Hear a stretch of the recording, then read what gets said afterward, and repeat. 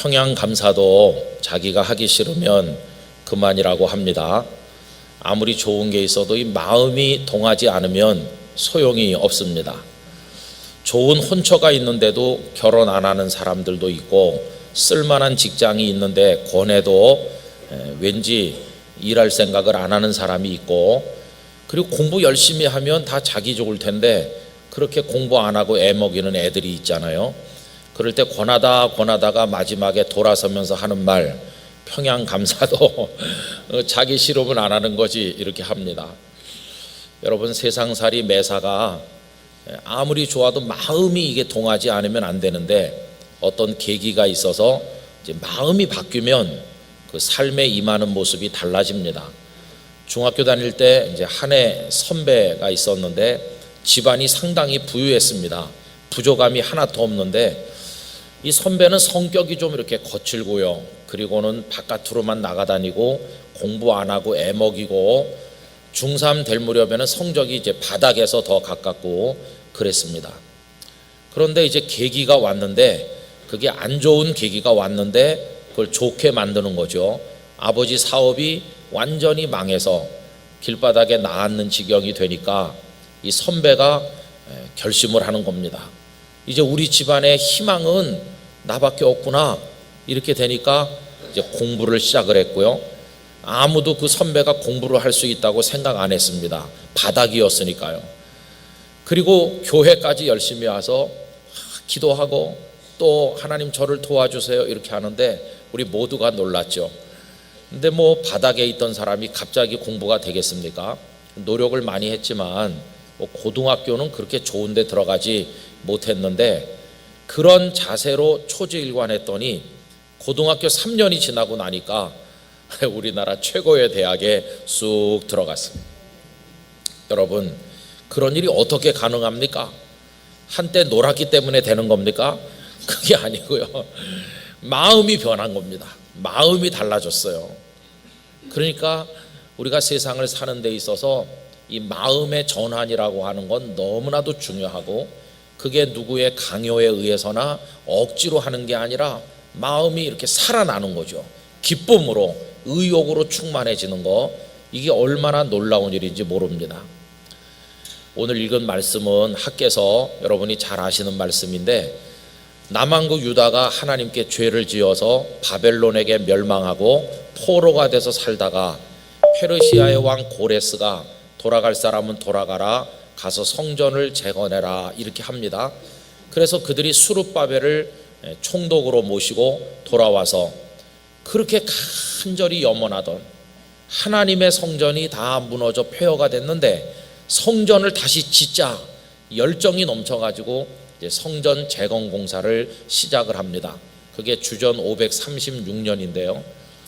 그런데 문제가 많이 나타났습니다. 우선 첫째는 오랫동안 방치된 그 예루살렘 지역에 경제가 완전히 붕괴되어 있었기 때문에 돌아온 사람들이 다 가난해졌습니다.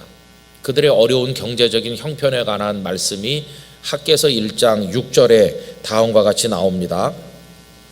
너희가 많이 뿌릴지라도 수확이 적으며 먹을지라도 배부르지 못하며 마실지라도 흡족하지 못하며 입을지라도 따뜻하지 못하며 일꾼이 싹을 받아도 그것을 구멍 뚫어진 전대에 넣음이 되느니라. 이게 뭡니까? 아무리 애쓰고 노력해도 되는 게 없는 거죠. 여러분, 이 말씀은 하나님의 꾸지람이 섞인 말씀이기도 하지만 그 당시 그들이 경제적으로 얼마나 어려운 날을 보여주는 말씀이기도 합니다. 경제적으로 어려우니까 공사를 계속하기가 어렵죠. 또 한 가지는 예루살렘은 옛날 예루살렘이 아니었습니다. 그동안에 낯선 이방인들이 그 주변에 많이 들어와 살게 되었고, 성전 공사를 집요하게 방해하는 적들이 얼마나 힘들게 하는지. 그래서 이들은 돈도 없고 적은 많고 하니까 성전 공사 시작은 했는데 마음이 다 식어버렸습니다. 의욕이 다 죽어버렸어요. 그래서 그들이 하는 말이, 아유, 시기가 안 됐는데, 아직 때가 무르익지 않았는데 우리가 너무 성급했어, 그러면서 다 포기해버렸어요. 여러분, 성전 공사가 무려 16년 동안이나 방치되었습니다. 기초만 조금 놓고 그대로 버려두게 된 것이죠. 이들의 이렇게 식어버린 마음이 학개 1장 2절에 나오고 있습니다.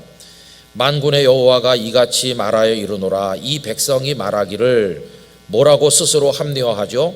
여호와의 전을 건축할 시기가 이르지 아니하였다 하느니라. 아유, 때가 안 된 거야.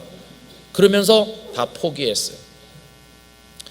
여러분, 이런 상황은 우리에게서나 주변에서 많이 발견됩니다. 예를 들면 어떤 목사님께서 어느 교회에 부임을 해가지고요, 열심히 합니다.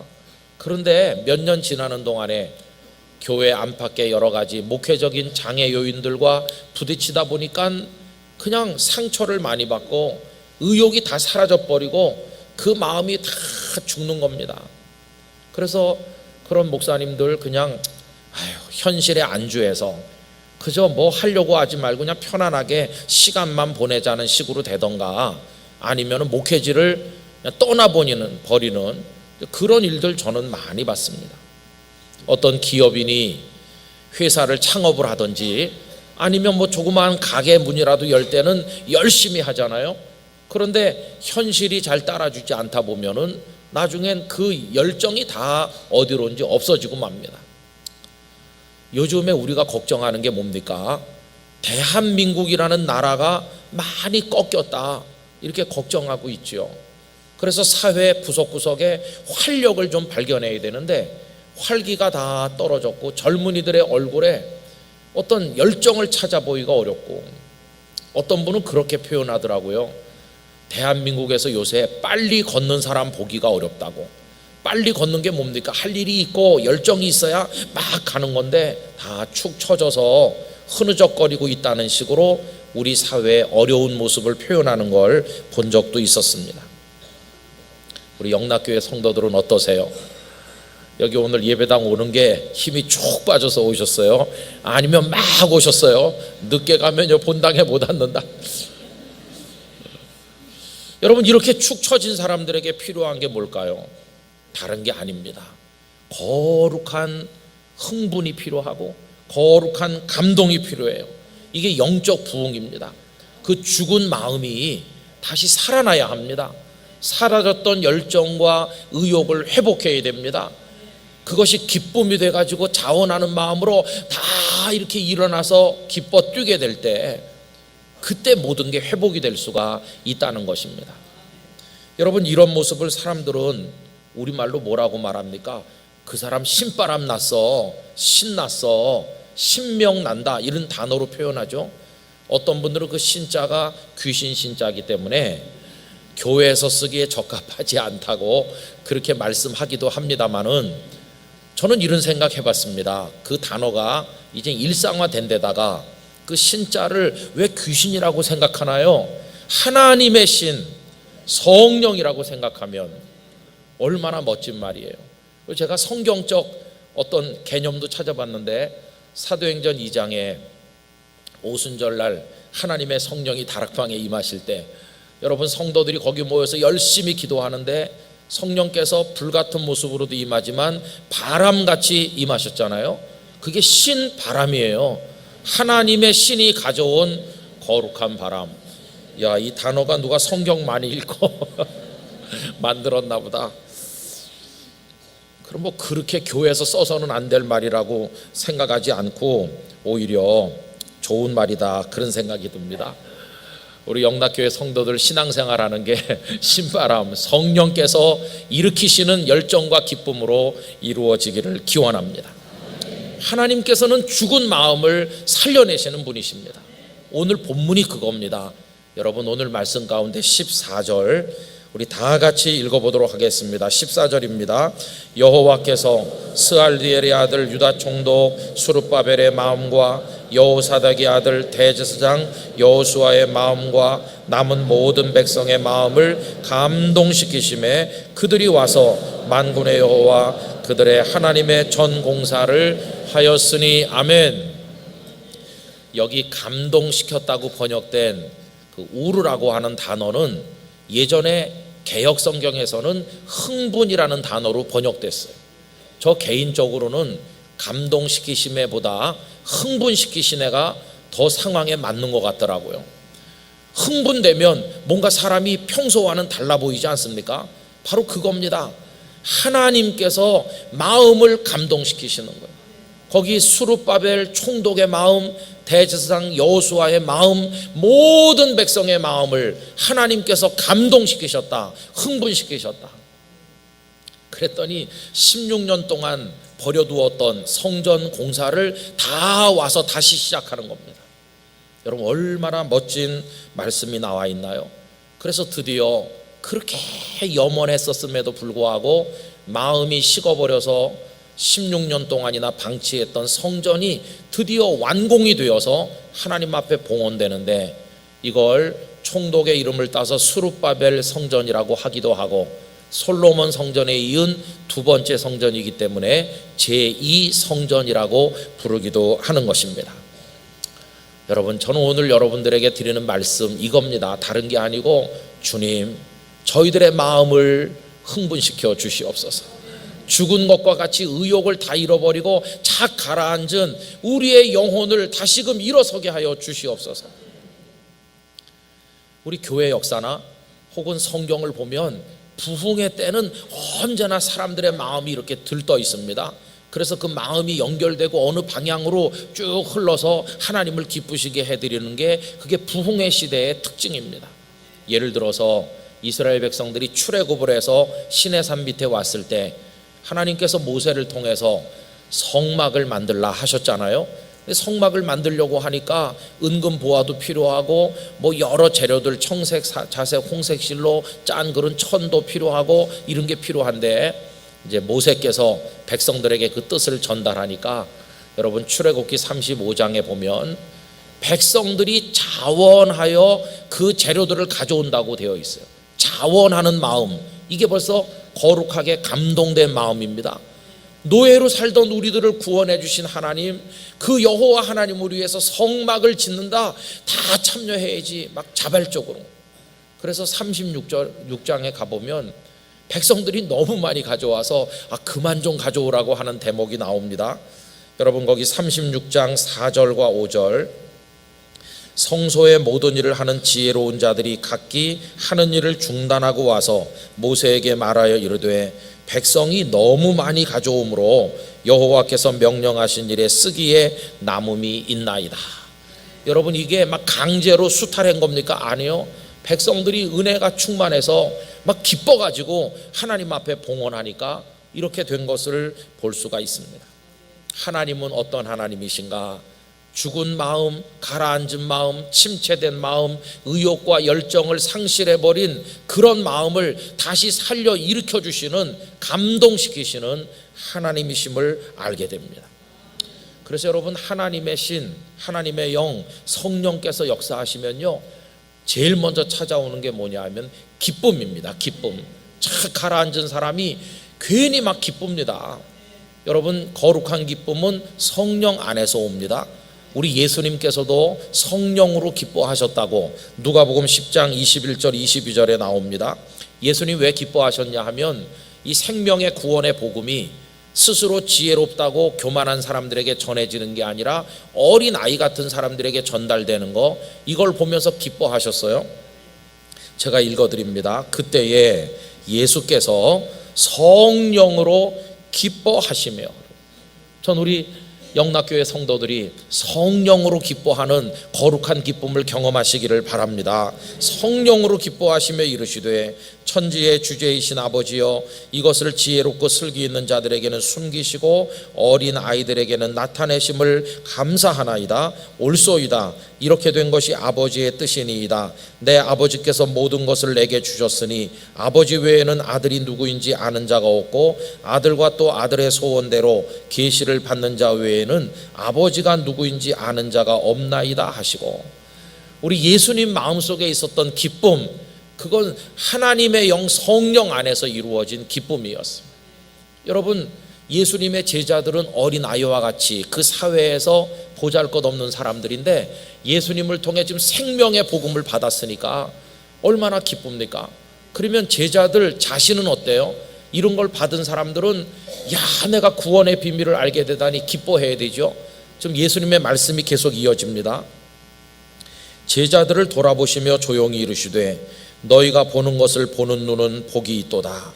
내가 너희에게 말하노니 많은 선지자와 임금이 너희가 보는 바를 보고자 하였으되 보지 못하였으며 너희가 듣는 바를 듣고자 하였으되 듣지 못하였느니라. 얘들아, 너희는 지금 메시아 구세주인 나를 보고 있고 내 말을 통해서 생명의 구원을 알고 있는데, 너희들이 알고 있는 그 옛날 선지자들이나 많은 임금들도 지금 너희들이 누리고 있는 이 축복을 누리지 못했다. 너희들은 그걸 지금 보고 듣고 있으니 너희들은 복된 사람들이다, 이렇게 말씀하시거든요. 여러분, 그 복을 바로 우리가 받은 겁니다. 우리가 예수 그리스도를 믿게 됐고 생명의 복음을 알게 됐고 천국의 생명을 가지게 됐으니 얼마나 감사합니까? 그러니까 이 땅의 그리스도인들은 다 기뻐하면서 다 감사하고 거룩한 감동 가운데 살아야 되는데, 참 이상한 게 있어요. 그게 뭐냐 하면, 교회 다니는 그리스도인들 중에도 한 번도 은혜 받은 적이 없는 사람처럼, 이런 구원의 은총을 받지 않은 사람인 것처럼 착 가라앉아 가지고 성령 안에서의 기쁨을 전혀 못 느끼는 이들이 의외로 많더라는 것입니다. 이게 왜 그럴까요? 그게 영적으로 침체된 겁니다. 그래서 예배 나오는 게 너무 힘이 들고, 그리고 주님의 교회를 위해 뭐 하는 게 그저 마음이 움직이질 않는데 그저 조직 속에 제도 속에 체면 때문에 뭐 억지로 하기도 하고, 그러다 보니까 원망이 많아지고요. 그리고 다른 사람에 대해서 자꾸 마음이 좁아지고 날카로워지면서 기쁨은 없고 불평만 늘어나다 보니까 남의 흠을 자꾸 찾게 되고, 나는 이렇게 열심히 하는데 저 사람이 안 도와준다, 이런 식으로 되면서 서로 찌르고 상처받고 교회가 냉랭하고요. 저도 많은 교회 가보지 않았습니까? 가서 벌써 예배 한번 드려보면, 아, 이 교회는 거룩한 감동이 있구나, 이 교회는 착 가라앉아 있구나, 그거를요 금방 알게 돼 있어요. 그런 교회들이 너무너무 많이 있어요. 여러분, 이 땅에 지금 한국 교회가 영적으로 어떤 상태에 있을까? 한국 교회 교인들이 어떤 상태에 있을까? 상당한 부분이 이게 영적 침체 속에 있어요. 구원받은 하나님의 백성인데도, 저는 여기 하나님께서 학계 시대 때 그들의 마음을 감동시켜 일으켜 주신 그 은혜가 오늘 절실하게 필요하다고 생각합니다. 여러분, 성령께서 우리 마음을 살려주셔야 되는 거죠. 막 일어나게 해주셔야 되는 거죠. 거룩한 기쁨이 우리 영락교회 안에 가득하기를 축복합니다. 그게 우리의 부흥이 될 것이에요. 그래서 바울 사도도 에베소 교회 성도들을 위해서 감옥에서 기도를 하는데, 뭐 그들에게 물질을 달라 뭘 이런 기도를 하지 않으셨습니다. 에베소 교회 교인들이 하나님의 성령 안에서 자신들이 누리는 은혜가 얼마나 큰지를 깨닫게 해달라는 기도를 하는데, 제가 그 대목을 쉬운 성경으로 읽어보겠습니다. 에베소서 1장 17절 18절인데요 우리 주 예수 그리스도의 하나님 영광의 아버지께서 지혜와 계시의 영을 여러분에게 주셔서, 지혜와 계시의 영이 성령님 아니십니까? 성령께서 여러분들에게 오셔서 하나님을 더 잘 알게 하시며 여러분의 마음을 밝혀 우리에게 주시려고 예비해 두신 것을 깨닫도록 기도합니다. 또한 하나님의 백성에게 약속하신 복이 얼마나 풍성하고 놀라운지를 깨닫도록 기도하고 있습니다. 여러분, 이 기도가 우리들에게도 이루어지길 원합니다. 성령께서 우리 마음에 오셔서 너 지금 얼마나 놀라운 구원을 받은 줄 아느냐, 얼마나 큰 축복을 받은 사람인지 아느냐 깨닫게 해주시면 막 거룩한 감동이 오고 기쁨이 오는 거예요. 이게 영적 부흥이라고 하는 것입니다. 이걸 경험하게 되면 그렇게 예배 오기 힘들던 사람이 막 달려옵니다. 예배당으로. 예배 시간이, 기도 시간이 즐겁습니다. 아, 하나님의 은혜로 있을 데 없는 자 구원해 주신 하나님 감사합니다, 이렇게 찬송합니다. 진짜 어메이징 그레이스를 느끼는 것이죠. 눈물이 흐르고, 미워하던 사람이 세상에서 제일 좋은 사람으로 보이기도 하고, 그리고 주님을 섬기는 게 왜 그렇게 기쁜지, 그런 사람들이 많이 모인 교회가 되면요 공동체 전체가 흥분된 교회가 되는 것입니다. 부흥된 교회가 돼요. 그래서 생각지도 못한 큰 일도 해낼 수 있는 교회가 되는 것입니다. 능력 있는 교회가 되는 것이죠. 우리 영락교회 그런 교회로 일어서게 되기를 간절히 원합니다. 깜짝 놀랄 일을 하나님께서 이루시는데 우리가 참여하게 될 수가 있는 것이죠. 그럼 여러분 여기서 확인해 둘 게 하나 있는데, 뭐가 좀 환경이 달라졌나요? 아니요, 환경은 전과 똑같은데 마음이 부흥돼서 그런 것입니다. 여기 지금 하나님께서 그들의 마음을 감동시키셨을 때 갑자기 예루살렘의 경제 기반이 달라지고 적들이 다 없어졌느냐? 그렇지 않습니다. 어렵기는 매일반이고 적들이 와서 괴롭히긴 매일반이지만 하나님 안에서 그 마음이 부흥되고 나니까, 마음이 하나로 다 연결되고 나니까 다시 와서 성전 공사를 열심히 할 수 있는 그런 승리자들이 된 것을 보여주고 있습니다. 여러분, 눈앞의 현실보다 중요한 것은 우리의 마음인 것입니다.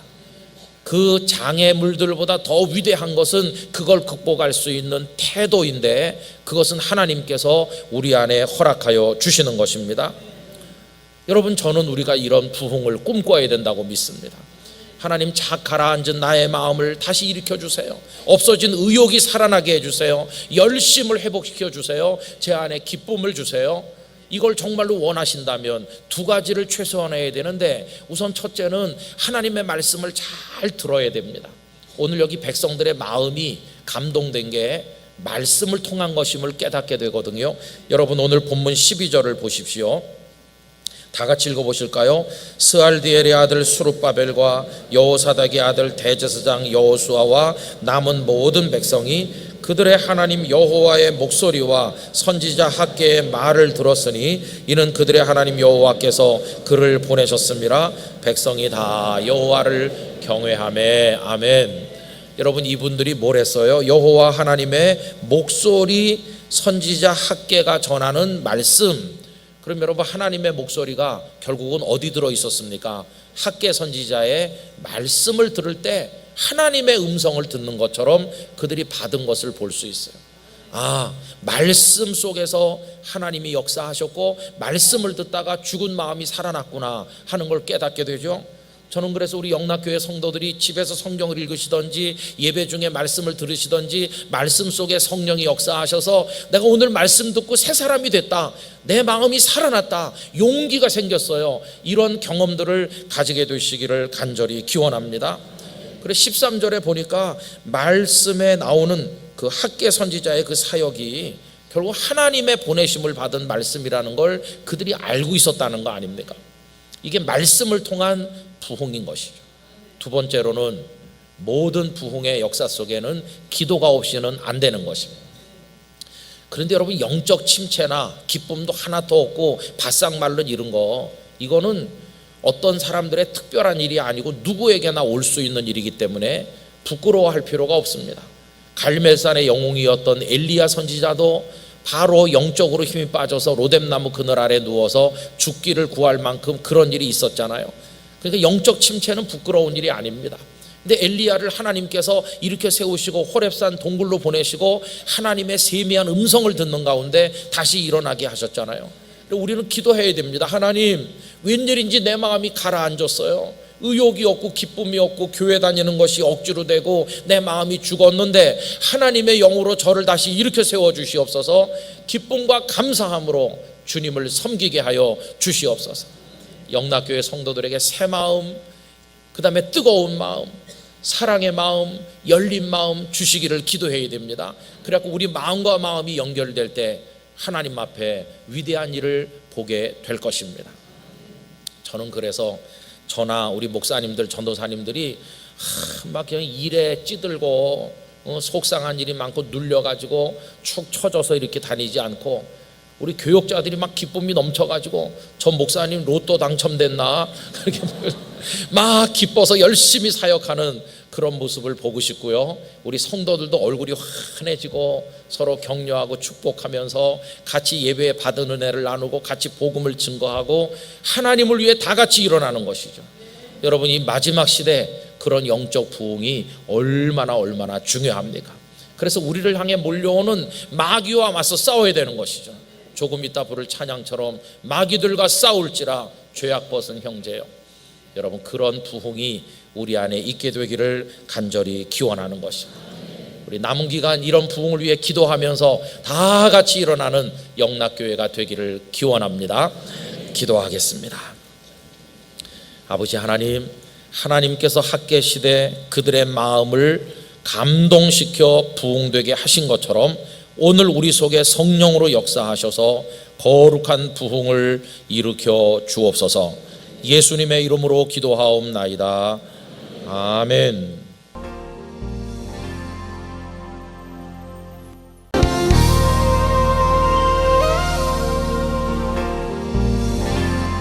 여러분, 우리 몸이 하나밖에 없습니다.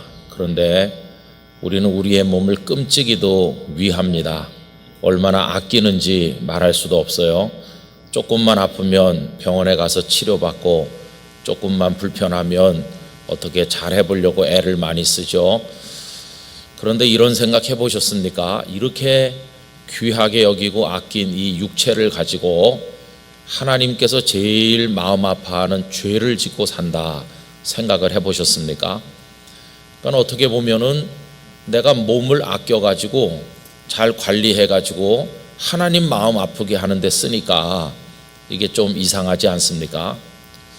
우리가 흔히 어거스틴이라고 늘 부르는 그 아우구스티누스, 이분은 인생의 가장 심각한 문제를 얘기할 때 그 정욕, 그 컨큐피센티아라고 하는 것을 이야기했습니다. 여러분, 이분은 성공한 수사학자로서 그 절제하는 마음을 가짐에 있어서 또 교양이나 지식에 있어서 누구보다도 자신이 탁월하다고 자부심을 가졌었습니다. 그런데 이런 자부심과는 달리 언제나 그는 내면에 도사리고 있는 그 정욕에 수도 없이 굴복했습니다. 어렸을 때는 이웃집의 배나무에 배를 훔치는 것으로 욕망이 나타났고, 나중에는 아주 퇴폐적인 극장에 가고 싶은 유혹 앞에 굴복하는 것으로 나타났고, 나중에는 명분도 정하지 않은 여인과 무분별하게 동거하면서 자식을 낳는 모양으로 그 정욕이 나타났습니다. 그래서 이 아우구스티누스는 자신의 그 정욕 때문에 굉장히 고통을 많이 받았습니다. 너나 할 것 없이 이 땅에 사는 모든 사람들 속에는 정욕이 있습니다. 이 아우구스티누스가 나중에 결혼과 정욕에 대하여 라고 하는 글을 쓰셨는데, 그 정욕을 이렇게 설명합니다. 아담과 하와가 하나님의 뜻을 어기고 선악을 알게 하는 나무의 열매를 따먹는 죄를 지음으로써 하나님의 형상이 다 깨지고, 그리고 우리 인간 본성 속에 이 죄의 요소가 들어왔는데 이게 바로 정욕이라고 설명을 하였습니다. 나중에 종교개혁자인 루터나 칼빈 선생도 원죄와 관련해서 이 정욕을 설명한 적이 있습니다. 여러분, 우리 속에 다 그런 것들이 있다 보니까 얼마나 많은 죄악이 우리로부터 나오는지 말할 수가 없습니다. 우리 예수님께서도 우리 속에 깃들어 있는 죄악을 여러 가지로 설명하신 적이 있는데요, 마태복음 15장 19절에 보면 마음에서 나오는 것은 악한 생각과 살인과 간음과 음란과 도둑질과 거짓 증언과 비방이니 라고 예수님께서 말씀하셨습니다. 또 바울 사도를 통해서 얼마나 많은 죄악이 우리 속에서부터 만들어지는지를 디모데후서 3장 1절에서 7절까지 다음과 같이 말씀하고 있습니다. 너는 이것을 알라. 말세에 고통하는 때가 이르러 사람들이 자기를 사랑하며 돈을 사랑하며 자랑하며 교만하며 비방하며 부모를 거역하며 감사하지 아니하며 거룩하지 아니하며 무정하며 원통함을 풀지 아니하며 모함하며 절제하지 못하며 사나우며 선한 것을 좋아하지 아니하며 배신하며 조급하며 자만하며 쾌락을 사랑하기를 하나님 사랑하는 것보다 더하며 경건의 모양은 있으나 경건의 능력은 부인하니 이 같은 자들에게서 네가 돌아서라. 그들 중에 남의 집에 가만히 들어가 어리석은 여자를 유인하는 자들이 있으니 그 여자는 죄를 중히 지고 여러 가지 욕심에 끌린 바 되어 항상 배우나 끝내 진리의 지식에 이룰 수 없느니라. 한참 읽어야 되죠, 그죠? 얼마나 많은 죄의 종류를 나열하고 있는지. 여러분, 이 정욕의 노예가 돼서 이 육체의 욕구를 따라서 죄를 짓고 사는 사람들을 우리 육에 속한 사람이라고 부를 수 있습니다. 그런 사람 너무나 많아요. 양심의 가책도 없어요. 당연한 듯이 오히려 자랑스럽게 그렇게 죄를 저지릅니다. 여러분, 그러면서 그들은 무슨 영원함이라든지 거룩함이라든지 영생이라든지 내 영혼, 하나님의 뜻 이런 데는 아예 알지도 못하거나 관심조차 없습니다. 오로지 현재 내 눈앞에 보이는 거, 이 세상, 그리고 뭔가 가지고 싶고 하고 싶은 욕망, 그게 그들의 삶을 다스리는 원리가 되고 있습니다. 이런 육에 속한 사람이 세상에 많다 하는 겁니다. 자, 그러면 그런 이들과는 좀 달라 보이는 사람들이 있지요. 하나님을 아버지로 믿고 예수님을 구주로 믿는 소위 그리스도인이라고 자처하는 이들은 좀 어떤가요? 참 유감스럽게도 그리스도인이라 자부하는 이들 중에도 여전히 육에 속해 사는 사람들이 많은 것처럼 보인다는 것입니다. 그래서 그리스도인이긴 한 것 같은데 똑같이 죄는 저지릅니다.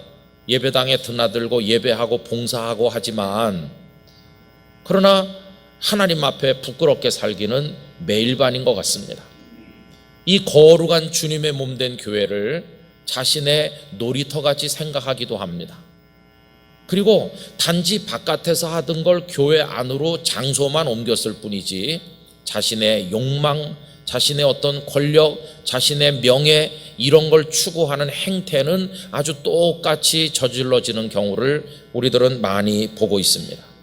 그래서 여러분, 그리스도인이기는 하지만 아직도 육체의 욕망에 굴복해서 사는 이들을 육에 속한 그리스도인이라고 이야기할 수가 있겠습니다. 자, 그러면 그런 얘기를 하고 있는 저나 이 말씀을 듣고 계시는 우리 영락교회 성도들, 우리는 그러면 어떻습니까? 우리들은 어떻다고 생각하세요? 여러분, 참 안타깝게도 우리 역시 육에 속한 그리스도인으로 나타날 때가 많다는 겁니다. 오늘 우리가 그래도 예배하는 자리에 경건한 모습으로 앉아 있을 수 있는 것은 우리가 훌륭해서 그런 것이 아니라 그나마 우리를 지키시고 더 깊은 죄에 떨어지지 않도록 우리를 막아주시는 하나님의 은혜가 있었기 때문인 것입니다. 하나님께서는 우리를 막아주고 계십니다. 전에도 말씀드렸는지 모르겠는데 이런 간증을 들은 적이 있습니다. 출장을 많이 다니고 출장 가는 걸 또 즐겨하는 분이 계신데요. 이분은 출장 가서 업무를 빨리 처리하면 하루 정도 시간이 남으면 그 지역을 여행하는 맛으로 출장을 가곤 했다고 합니다. 한 번은 먼 지방에 가서 볼일을 빨리 보고 하루 정도의 여유가 남았는데 사탄이 그 속에 유혹을 집어넣습니다. 야, 누가 보기래, 누가 알기래, 너 한번 마음껏 오늘 하루 즐겨봐라. 그런 생각을 속에다 넣어준 겁니다. 그래서 차를 슬슬 몰면서 그 도시의 유흥가를 찾아가게 되었답니다. 네온사인이 번쩍번쩍하죠. 그리고 무슨 술집이 막 있고 노래방, 안마시술소, 모텔 이런 게 질비한 골목을 찾고, 야, 여기가 적당하구나 이렇게 생각을 하고 핸들을 꺾어서 그 길로 쑥 들어가서 한 10여 미터 갔을까요? 그런데 어디서 호루라기 소리가 빽 들리더니 경찰관이 딱 앞에 나타났더라고요. 면허증 좀 봅시다. 그래갖고 이제 꼼짝없이 그 과징금, 이제 벌칙금 딱지를 하나 받은 거죠. 그런데요, 경찰이 나타나는 순간부터 그 다음에 그 복잡한 감정과 하여튼 그걸 뭐라고 설명을 못 하겠다고 그래요. 그래가지고 경찰이 후진하라고, 당신 여기 좀 일방통행길인데 역주행하는 거라고, 그래가지고 이제 후진하는 거죠. 스티커 하나 받고 그래가지고 후진해서 나와가지고 정신을 차리고 딱 보니까 가슴 속에 말이죠, 너무나 후회스러운 마음. 후회는 자기의 못된 연약함에 대한 후회고, 한편으로는 눈물겨운 감사. 여러분, 그 감사가 뭘까요? 하나님께서 막아주셨구나. 하나님께서 막아주셨어. 저 경찰은 천사가 나타난 거야. 내가 몇만 원 내게 됐지만 하나님께서 나를 막아주셨구나. 그래, 정신 차리고 보니까 저 앞에 빨간 십자가가 보이더라는 겁니다. 그래, 교회 마당에 차 갖다 대고요, 이 빈 예배당에 들어가서 얼마나 눈물로 회개했는지. 교회에서는 충성스러운 집사라고 그러고, 집에는 자기만 보고 사는 사랑스러운 처자식들이 있는데, 아니 내가 지금 무슨 짓을 하는 거야? 그 밤에 하나님께서 막지 않으셨으면 그 사람 뭘 했을까요? 목사님, 저 옛날에 많이 해봐서 잘 알아요. 여러분들 계실지 몰라요. 근데 그 간증을 하는 분이나 우리나 다 비슷합니다. 우리가 깨달았든 못 깨달았든 우리도 죄의 늪에 빠질 위기를 수도 없이 만나는데, 하나님께서 어떤 때는 우리를 다 차단시켜 주시는 겁니다. 막아주시는 겁니다. 그래서 이만큼이라도 믿음의 모양을 흉내라도 낼 수 있도록 해주시는 겁니다. 오늘 이 자리에 앉아 있다는 게 얼마나 감사한지. 앞으로도 하나님께서 연약하고 우둔한 저희들을 꾸짖기도 하시고 가로막기도 하시고 어떻게 해서든지 거룩한 삶으로 나갈 수 있도록 이끌어 주시기를 간절히 원하는 것입니다. 자, 그러면 육에 속한 그리스도인은 그리스도인이긴 하지만 여전히 육체의 욕망 앞에 아슬아슬하게 이렇게 살고 있는데, 언제까지 우리가 그렇게 살아야만 되겠습니까? 그래서 여러분, 여기서 어떤 목표가 하나 생기는데요, 이런 연약한 자리를 벗어나서 좀 승리하는 그리스도인이 되어야 하지 않겠습니까? 어떻게 해야 될까? 저는 우리 영락의 성도들이 다 육에 속한 그리스도인의 모습을 탈피하고 영에 속한 그리스도인이 되기를 원합니다. 영에 속한 그리스도인이 돼야 됩니다. 육에 속한 그리스도인과 영에 속한 그리스도인은 뭐 어떻게 다른 것일까요? 그 유명한 로이드 존스 목사님은 진리를 가지는 지식과 그 다음에 진리를 적용하는 삶을 엄격하게 구분하곤 했습니다. 내가 사도신경도 잘해, 성경도 많이 읽었어, 복음의 진리도 잘 알아, 이건 진리에 대한 어떤 지식을 내가 가진 거죠. 그거하고 나의 모든 일상의 삶 속에서 그 진리의 말씀을 적용하면서 사는 것은 전혀 다르다고 이야기하는 것입니다. 육에 속한 그리스도인들도 진리를 잘 압니다. 그러나 삶 속에 적용하지 못합니다. 그래서 넘어지는 겁니다. 그러나 영에 속한 그리스도인은 알고 믿고 있는 바 그 진리를 날마다 삶 속에 구체적으로 적용하면서 살려고 몸부림을 치는 것입니다. 오늘 우리가 12절 말씀부터 읽었는데 그 앞에 사실은 더 읽어야 되는 거죠. 그래서 여러분, 저와 성경을 좀 같이 읽었으면 좋겠는데요, 로마서 8장을 펴셔서 우리 5절부터 하나씩 생각을 해봅시다. 5절을 보면 육에 속한 그리스도인과 영에 속한 그리스도인이 어떻게 다른지 뚜렷하게 나오죠. 다 같이 읽으실까요?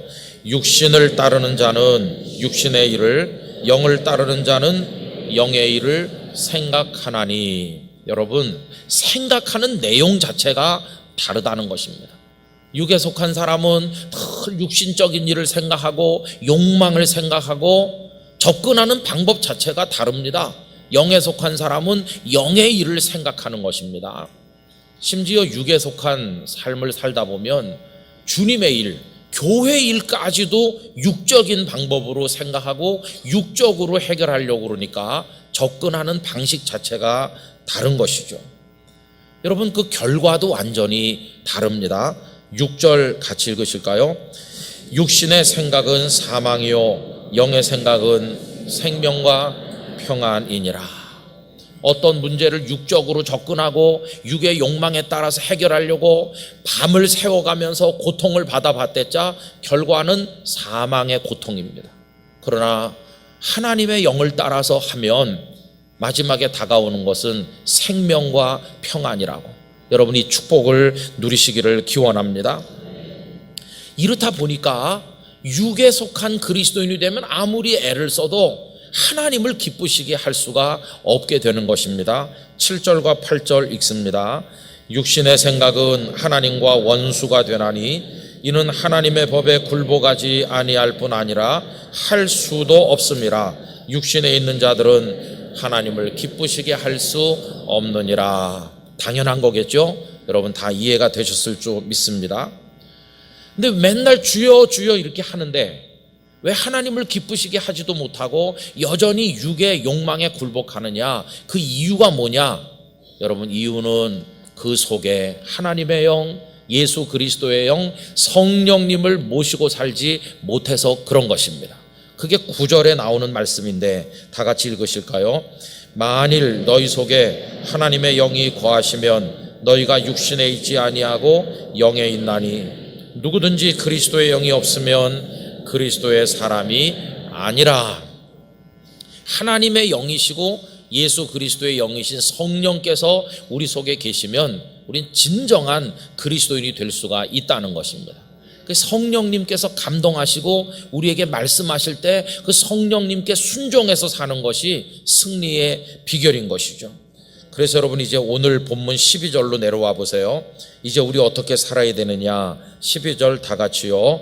그러므로 형제들아 우리가 빚진 자로 돼 육신에 져서 육신대로 살 것이 아니니라. 아멘. 저는 우리 영락교회 성도들 가운데 육신에 지는 분이 한 분도 없기를 축복합니다. 다 이걸 이겨야 되는 거죠. 어떻게 해요? 성령의 도우심으로. 13절 읽습니다. 너희가 육신대로 살면 반드시 죽을 것이로되 영으로서 몸의 행실을 죽이면 살리니. 할렐루야. 여기 비결이 나오죠. 이해를 돕기 위해서 제가 다른 번역으로 한번 다시 읽어드립니다. 죄의 본성에 따라 산다면 여러분은 죽을 것입니다. 그러나 성령의 도우심을 받아 몸의 악한 일을 죽인다면 여러분은 살 것입니다. 어떻게 하라고 가르치죠? 성령님의 도우심을 받으라고요. 그래서 성령님께서는 우리가 깨닫든지 못 깨닫든지 늘 우리 가운데 임하여 계시고 우리에게 속삭이시고 우리에게 격려하시는데 그 성령님의 말씀을 소멸하지 말고 우리에게 거룩한 흥분, 감동을 일으켜 주실 때 아멘 하는 마음으로 순종하면 육적인 모든 걸 이길 수 있게 되고 그렇게 될 때 하나님의 자녀가 되는 겁니다. 여러분 14절 다 같이 읽습니다. 무릇 하나님의 영으로 인도함을 받는 사람은 곧 하나님의 아들이라. 할렐루야. 우리 영락의 성도들이 이 신비를 경험하시기를 축복합니다.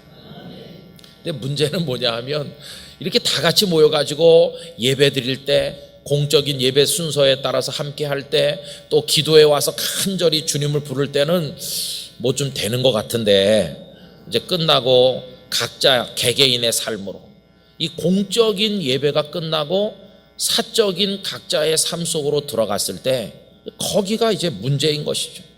거기서 막 욕망이 생깁니다. 분노가 막 우리 속에 치밀어 오를 때가 있습니다.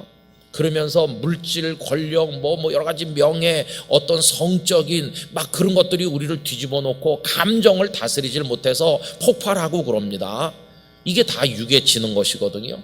그래서 정말로 성령님의 인도를 받는 사람은 그런 것들을 잘 관리하고 통제할 수 있게 되는데 잠언 말씀은 자기 감정을 다스리는 자를 이렇게 칭찬했습니다. 잠언 16장 32절 노하기를 더디하는 자는 용사보다 낫고 자기의 마음을 다스리는 자는 성을 빼앗는 자보다 나으니라. 어떻게 이런 분노를 다스리면서 육의 감정에 끌려다니지 않을 수 있을까? 성령님의 도우심을 받는 겁니다. 성령님의 도우심을. 그래서 여러분 1907년 평양 대부흥운동은 사실은 대회개운동이라고 전에도 말씀드렸는데 그분들이 장대현 교회에 모여서 막 기도하면서 회개하고 그걸로 끝났나요? 아닙니다. 이제 실질적인 개개인의 삶의 영역에서 성령의 도우심으로 그 육체의 행실을 죽였습니다. 그래서 사클 술주정뱅이로 살던 사람은 아예 술집이 있는 길로 다니지 않으려고 노력을 했고요. 그리고 늘 거짓말하고 사기를 많이 치던 사람은 심지어 천을 둘둘 말아 입에다 넣고 다녔다고 합니다. 말을 안 해야 된다. 그리고 맨날 도박으로 날밤을 새던 사람은 예배당에 와서 자면서 성령의 줄이 자기를 결박해서 그런 짓을 하지 않게 해주시기를 기도하기까지 했다고 합니다. 여러분, 이게 뭡니까? 사적인 일상의 영역에서 죄를 이기고자 하는 우리 선배들의 몸부림이 아니겠습니까? 여러분, 성령님의 말씀에 순종하시기 바랍니다. 전에도 말씀드렸지만 제가 초등학교 2학년 때 이웃집 아이가 새총을 쏴서 눈조리게 홍채가 터지고 눈이 이제 이상하게 됐죠. 그러면 그 집에서 미안하다고 어떻게 치료를 잘해야 될 텐데 그래야 되는데 와서 막 악담을 퍼붓고요. 그랬습니다. 너무나 우리 부모님이 원통하니까 세브란스 병원에서 진단서 떼다가 이거 치료하려면 돈이 얼마, 치료가 안 되죠. 뭐 이왕 파열됐으니까요. 그런데 진단서 갖다 방바닥에 놓고 저는 눈을 이렇게 하고 있고 어머니 아버지 나누던 대화가 생각이 납니다. 아버님께서 우리는 예수 믿지 않느냐, 아들 하나 있는 게 이렇게 홍채가 파열됐지만 너무나 원통하지만 그래도 우리는 예수님을 믿지 않느냐. 여러분, 저는 그때 저희 아버님이 굉장히 어려운 결정을 한 것이라고 믿습니다. 성령께서 고소 고발하면 안 된다고 감동을 주셨고 저희 아버님은 순종한 거라고 저는 생각합니다. 거기서 십몇 년 더 살다가 이사를 가는 날 이삿짐 싸는데 색깔이 노랗게 변한 종이가 툭 떨어져서 보니까 그게 그 진단서였어요. 그런데 여러분, 우리가 이사 가기 한 1, 2년 전에 그 집이 다 우리 가족이 다니는 교회에 다니게 됐어요. 그러니 그때 아버님이 고소고발 안 한 게 얼마나 나중에 위로가 되고 저희 가족들에게 기쁨이 됐는지 모릅니다. 저는 눈 때문에 늘 피곤하고 힘들지만 그래도 그 속에는 성령의 감동에 순종한 우리 아버님의 결단이 들어있는 거 아닙니까? 저에게 산 교훈이 되는 것이죠. 뭐 저도 그런 경험을 여러 번 했는데 노회에서 저를 어느 교회에 보내서 그 교회가 사회법정에 막 고소하고 지금 힘드니까 가서 어떻게 좀 잘해보세요. 그래서 제가 갔는데요, 얼마나 저한테 퍼붓고 악담을 하고 막 하는지, 제가 얼마나 분통이 터지는지요. 제가 울뚝벨이 있었거든요. 막 뒤집어지는 거 한순간에. 그래가지고 막 무서운 사람으로 변하고 그랬거든요. 그런 소리를 들으면서 있으려고 그러니까 뭐 이런 장로님이 있나 막 뒤집어 엎고 싶은 생각이 들고 그랬거든요. 그런데 성령께서 참아라, 김 목사 네가 참아야지, 너 조용히 있어라. 그게 성령의 감동이시거든요. 그래서 제가 참고 가만히 어려운 일을 감당했더니 하나님 복을 주시는데 그 장로님들이요, 나중에는 다 우리 책임이라고 하면서 장로 사표를 써갖고 다 갖고 오셨고 교회가 급속하게 회복이 되고 새 목사님이 오셔서요, 지금은 행복한 교회가 됐습니다. 그때 성령의 감동하심을 묵살하고 나도 소리 지를 줄 안다 그러면서 확 했으면 아이고 아무것도 안 됐겠죠. 그래서 여러분, 영의 도우심으로 우리 몸의 행실을 죽이는 그 훈련을 우리가 해야 되는데, 그래서 데살로니가전서 5장 19절 이하에 다음과 같이 말씀했습니다. 성령을 소멸하지 말며. 여러분, 우리 해답을 다 알고 있어요. 어떤 상황이 왔을 때 어떻게 말해야 되는지 말 안 해야 되는지, 어떻게 행동해야 되는지, 감정을 어떻게 다스려야 되는지, 이런 거 가지면 되는지 안 가져야 되는지 몰라서 그렇습니까? 해답은 이미 다 우리 알고 있는 겁니다. 매 순간 성령께서 감동하시는데 여러분, 그 성령의 감동을 묵살하지 않으시기를 부탁드립니다. 예언을 멸시하지 말고 범사에 헤아려 어떤 걸 취하라고요? 좋은 걸. 좋은 게 뭘까요? 성령의 감동을 따르는 게 좋은 걸 취하는 겁니다. 악은 어떤 모양이라도 버리라. 그래서 성령님 안에서 하고 싶은 말도 안 하고 가지고 싶은 것도 안 가지고, 그리고 폭발하는 감정을 막 누르고, 뿐만 아니라 적극적으로 베풀고 섬겨주고 칭찬해주고 복음을 전도하고 격려하는 거, 이게 다 성령의 인도를 따라서 우리 몸의 행실을 죽이고 억제할 때 가능한 것인데, 여러분 이게 진짜 부흥인 것입니다.